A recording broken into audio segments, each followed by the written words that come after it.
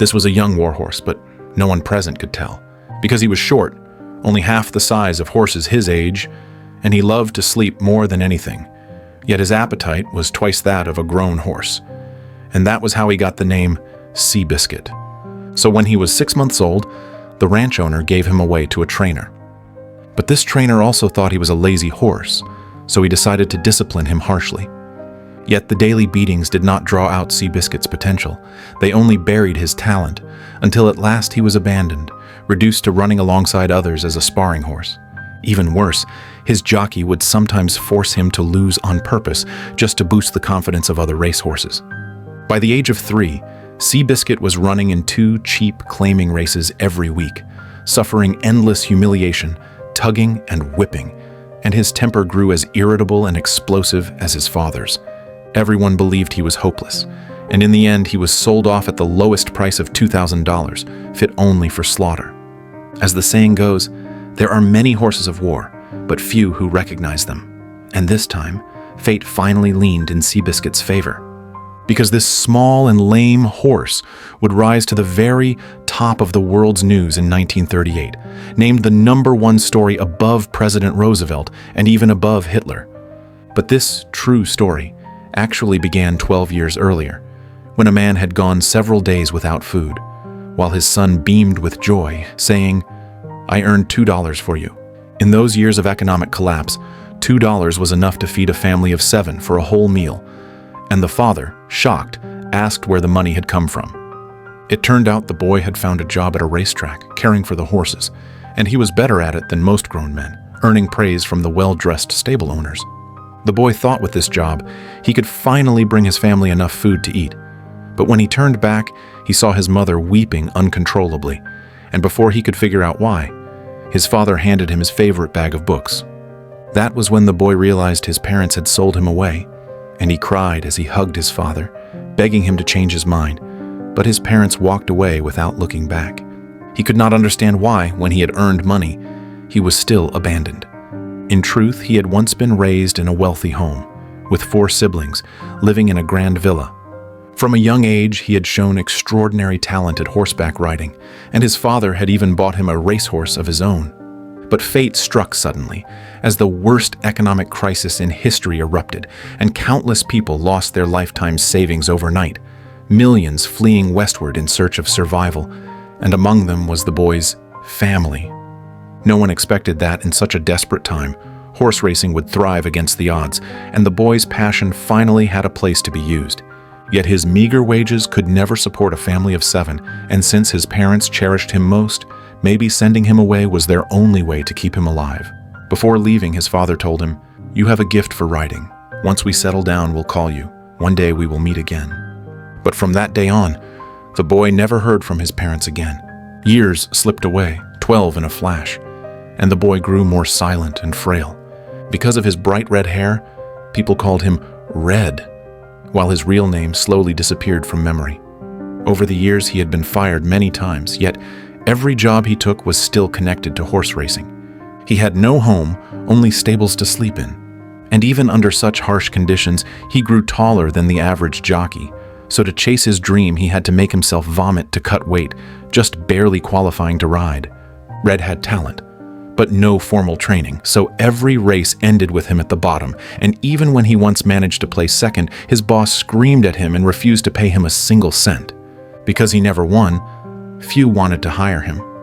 To survive, he stepped into underground boxing matches, where he was beaten bloody every time, losing every fight, earning nothing, and spending nights on benches at the train station. By his early 20s, he had tasted betrayal and abandonment again and again. But even in this misery, he never sold the books his father left him, nor would he ever give up his pride to line up for free relief food. For his racing dream, he humbled himself to beg strangers at the stables for a chance, and if they refused, he lowered himself further, offering to take the lowest job of walking horses. Walking horses paid almost nothing, not even enough to eat.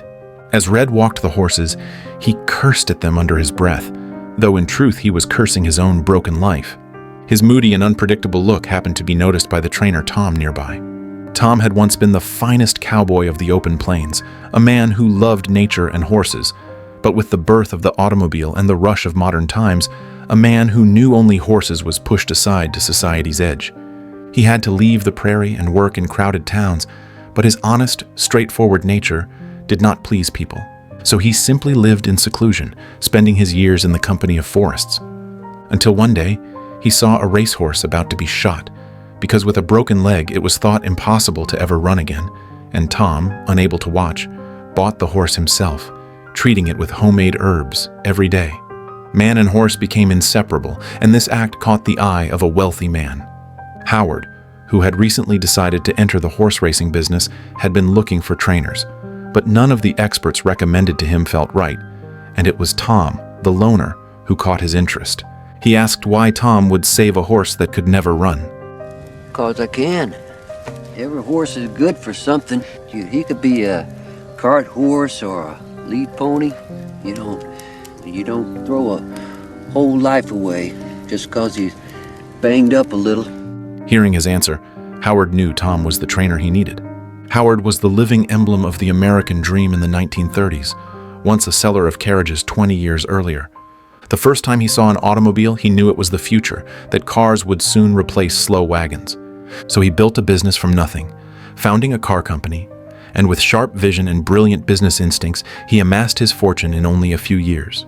He even bought a farm and sold every horse just to park his beloved car collection. But while he was on top of the world, his 6-year-old son, driving a car, was killed in an accident on Howard's new farm. His wife, shattered by grief, divorced him. He knew the blame was his. He should never have taught a 6-year-old to drive, and he should never have left his child alone at home for the sake of business. And when he thought of this, he could no longer hold back his tears. He sealed up the stables filled with luxury cars. To help him walk out of the shadows, a friend brought him to the racetrack for distraction, but the pain in his heart was not so easy to erase. Just when his spirit was sinking, the gentle and beautiful Marcella stepped into his world. She not only let Howard experience the joy of riding, but also slowly eased the emptiness inside him. They soon walked into the hall of marriage, and from then on he fell in love with the horses abandoned by time, beginning his new journey in the racing world. In this way, Howard found Tom. The next step was to find the right horse and the right jockey. Tom wandered day after day across the racetracks in search, until one morning a small lame horse suddenly caught his eye. With just one glance, Tom saw the royal bearing in this horse, and beneath its defiant eyes he saw the spirit of greatness. Damn. He immediately urged his boss to buy the horse. But when Howard saw others buying tall, strong horses with sleek coats and gentle temperaments, and then looked at his own, he couldn't help but ask, "What exactly is it you like?" Got spirit. I'll say. Can he be ridden? Oh, sure. Eventually. So Tom called for an experienced jockey. But as soon as the jockey got close, the irritable Seabiscuit drove him back, and he cursed loudly that he was a mad horse. Watching this, Tom also felt a headache. Just then, he saw Red behind him, still holding his ground while fighting against 4 opponents. Even more dramatic, one who was supposed to be small had grown tall, while the other who should have been tall was born small. Were they not 2 unyielding souls alike? At Red's very first meeting, Seabiscuit reared up and screamed, unwilling to welcome this intruder. But Red understood him. I know what you're all about. Hungry? Perhaps only those who had been through storms could feel the same, and with just half an apple, Red calmed his fury. But their first collaboration was not smooth. On a straight track, Seabiscuit ran as if twisting through mountain roads. It turned out Seabiscuit had been trained from childhood to run in circles, and years of beatings had left him with a painful reflex to the whip. Tom instantly saw he had been trained only as a sparring horse, his natural instincts forgotten. To awaken Seabiscuit's racing spirit, he led him into a grove and told Red to let him run free. And so they galloped wildly among the trees. With Red's constant encouragement, Seabiscuit ran faster and faster, charging through muddy paths, crossing a bridge covered in maple leaves like a gust of wind, and the soul imprisoned for years was finally set free. Red shouted excitedly because he knew the horse carrying him was no ordinary one, but a true war horse. Thus, three men who had failed in life, together with a horse no one believed in, formed a legend that would inspire millions. When they arrived at Howard's grand villa, it was the first time in more than a decade Red sat at a table to eat, with delicious food laid out before him. But to keep his weight, he dared eat only a little. Seeing this, Howard spoke. It's okay.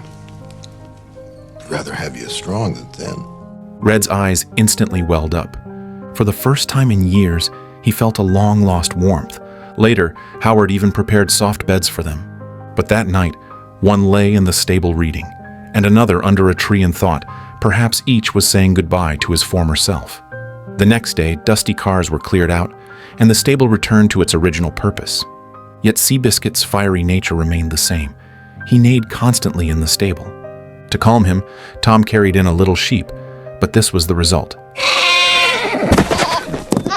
Seeing that sheep was useless, Tom brought in a beautiful mare, closed the gate tight, and when Marcella walked by, Tom smiled, and Marcella saw a scene of gentle healing. Then came formal training, and unlike Seabiscuit's old trainers, Tom told Red not to overuse the whip and to let him run free in the last stretch of the race. But on the track, no matter how Red urged, Seabiscuit would not speed up until he saw an opponent ahead. Then Seabiscuit shot forward like an arrow from the bow, determined to overtake. In the stands, Tom and Howard and his wife were left speechless in shock. Even more astonishing, Seabiscuit's very first time on track broke the course record. Filled with confidence, they prepared for their first official race, and Howard and his wife personally chose Red's racing clothes. Tom repeated the strategy again and again. Stay close to the champion favorite's right side, and in the final sprint, release Seabiscuit. Let him run free. Red nodded again and again. But after the race began, another rider cut him off, and Red's fiery temper exploded. He lashed the whip wildly and fought to catch up, completely forgetting Tom's advice. They jostled all the way to the final stretch, but Seabiscuit lacked the stamina and was overtaken by one horse after another, finishing second to last. When Tom and Howard came to question him, he was still burning with rage.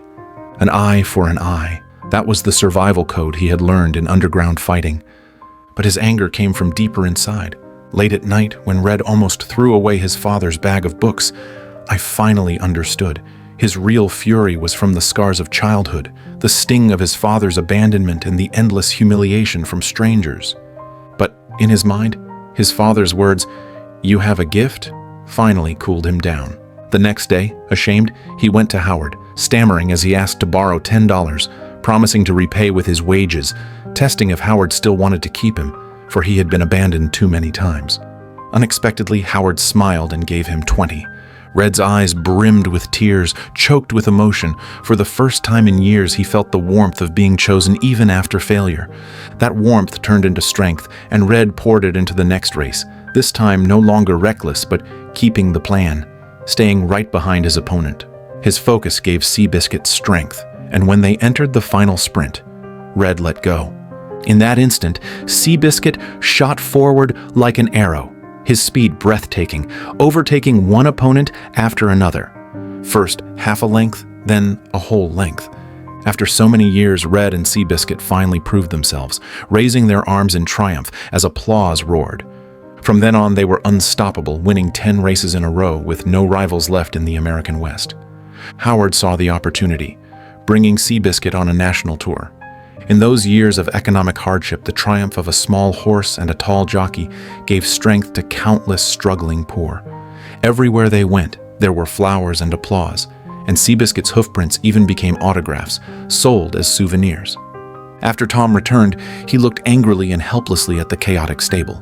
He told Howard that Seabiscuit was a warhorse, not a pet for display, and if there wasn't enough time for training, he would eventually fall to the bottom. What's more, Seabiscuit had never faced a truly strong opponent, and as Tom spoke, he pulled out a newspaper, and Howard frowned as soon as he saw it. It was about a champion horse named War Admiral, the King of the East, who had won the Triple Crown. He stood 1.8 meters tall with a shining coat and pure bloodline, and he was undefeated, praised by the media as the most perfect racehorse. Howard finally realized the truth, that comfort and ease were temporary, and only reaching the peak would bring eternal glory. The next day, he decided to let Seabiscuit challenge War Admiral. Once the challenge was announced, the whole country was shaken, for this was not only a contest between two horses, but also a battle of honor between East and West with long-standing prejudice. But when interviewed by reporters, War Admiral's owner, Riddle, sneered and said, "War Admiral is the most perfect racehorse, and a rookie chasing fame dares to challenge." His words were filled with contempt. The three of them, huddled around the radio, burned with anger. How could such an insult be endured? Howard decided to use money as bait, putting up the highest prize purse in history, a full $100,000. As soon as the news spread, all the famous horses of the East were drawn in, but Riddle remained unmoved. For Riddle was already one of the wealthiest men, and $100,000 meant little to him. In the end, the race was still held, and Red could have easily taken the championship. But in the final sprint, an opponent suddenly charged from the right rear, and Red acted as if nothing had happened. By the time he reacted, it was too late, and he lost by just a nose. When Tom questioned him, Red shouted in frustration, "I can't see on the right." Only then did Tom learn the truth, that back in the days of underground fighting, Red's right eye had been blinded. He was furious, thinking a rider who had lied and lost vision in one eye was unfit to be a jockey. You don't throw a whole rifle like it's because it's banged up a little bit. But when Howard heard, he wasn't angry at all. Instead, he repeated Tom's own words back to him. However, when Howard saw newspapers insulting Red as a blind jockey, he immediately held a press conference and declared, "First, Red will always be Seabiscuit's jockey. Second, since War Admiral dares not come, then we will strike first and win every race he has ever entered until the two of them face each other." And so 3 men and 1 horse set out on a new journey, and each time they passed through a city, Howard delivered passionate speeches. In an age filled with unemployment, Red and Seabiscuit, who had endured so many defeats, became the role models and the spirit people most needed. With public emotion boiling over, this seemed less like a duel of horses and more like a battle between common people and privilege, between the individual and fate. At last, under heavy public pressure, Riddle was forced to accept the challenge. But he demanded that it be held at his own racetrack, and since War Admiral disliked starting gates, the race would begin with a bell, and Howard agreed without hesitation. The date was set for 2 weeks later. At first, they thought War Admiral had only been mythologized by the media, but when they secretly watched his training, their jaws dropped. Wow. War Admiral's speed was like lightning, and if they still used the strategy of trailing behind and then sprinting, Seabiscuit was doomed to lose. Because once War Admiral took the lead, no horse on earth could catch up. So if they wanted to win, they had to change their approach. To get Seabiscuit used to the starting bell, they moved the training to nighttime, and at the sound of the bell, they cracked the whip, letting him gradually form a conditioned reflex. Within days, Seabiscuit could already run at full speed in the darkness without distraction. Though Red could not see clearly, he trusted completely in Seabiscuit's night vision, letting him carry him freely through the dark. 2 weeks passed quickly, and Seabiscuit's strength had risen to a new level. But at this moment, Red encountered his first employer, who after business failure now had only one not-so-good horse left. He hoped Red could ride his horse for a lap, so that buyers might see it and pay a higher price. Before the man even finished speaking, Red agreed, for he still felt indebted to him. But during the run, a tractor backfired and startled the horse, and Red was thrown heavily to the ground. In the chaos, he failed to free his foot from the stirrup and was dragged for dozens of meters.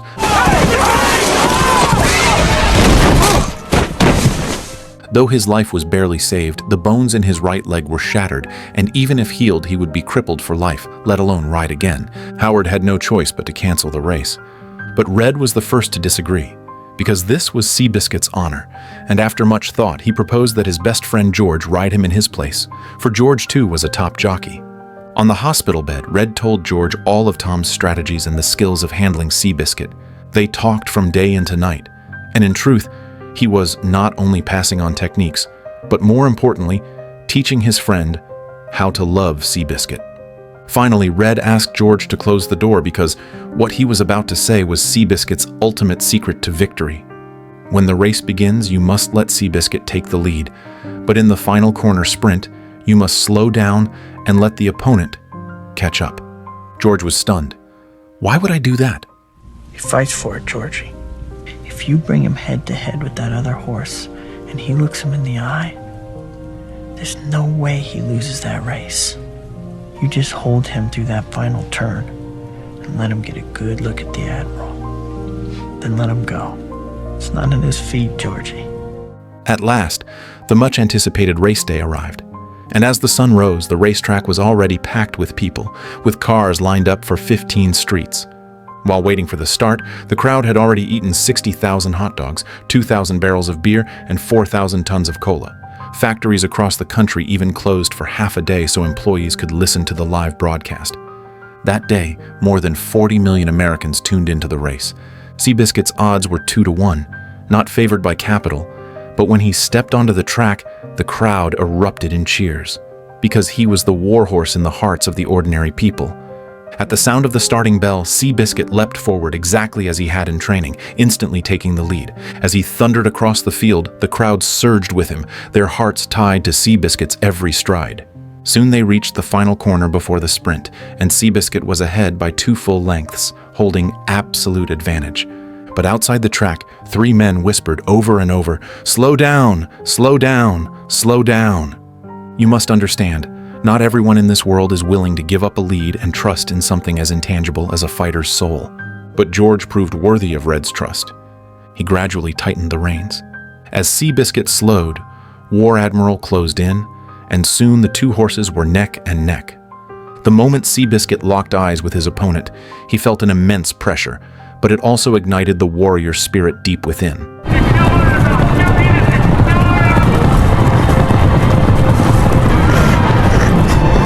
So long, Charlie!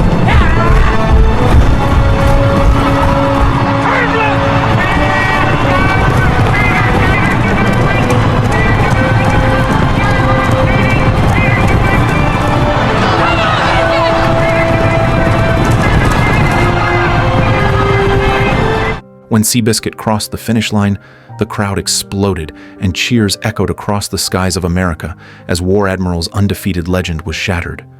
No one had expected that a naturally small, lame horse would defeat the perfect War Admiral by 4 lengths, and it was not only a warrior's victory, but the victory of the working people. Elsewhere, Red heard the news and cheered as well. But soon, he fell into silence, even though he had prepared himself to say farewell to racing. When the moment came, it was still hard to accept. In the end, Howard sent Red to the estate to recover, while George continued to race with Seabiscuit, until one accident brought their fates together again. In a fierce race, Seabiscuit tore all the ligaments in his front leg, and doctors declared he would never return to the track, saying the most effective way to end his pain was euthanasia. Hearing this, Howard glared at the doctor, and so, a lame jockey and a lame horse met again in the place where they had first crossed paths. In the days that followed, Red went to the stable daily to apply medicine and massage Seabiscuit.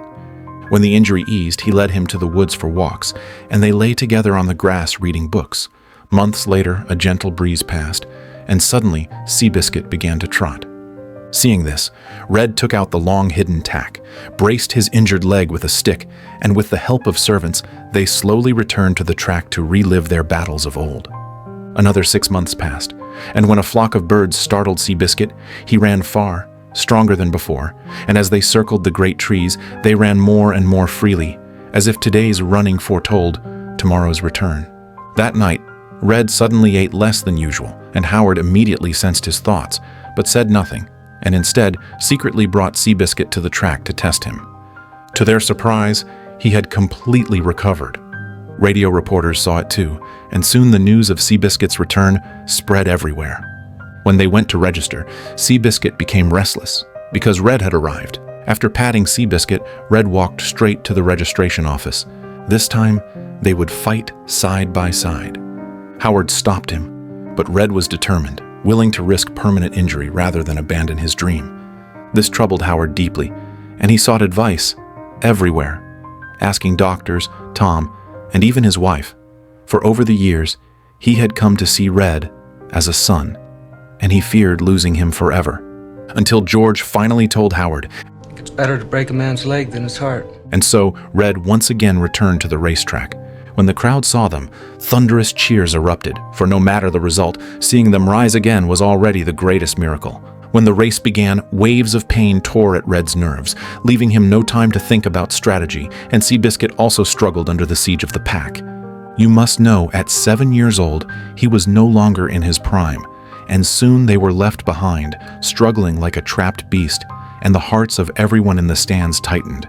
Age and injury are the greatest enemies in sport, and worse still, both horse and rider had suffered grave wounds. But at that moment, George, who was leading, suddenly slowed and came to Seabiscuit's side.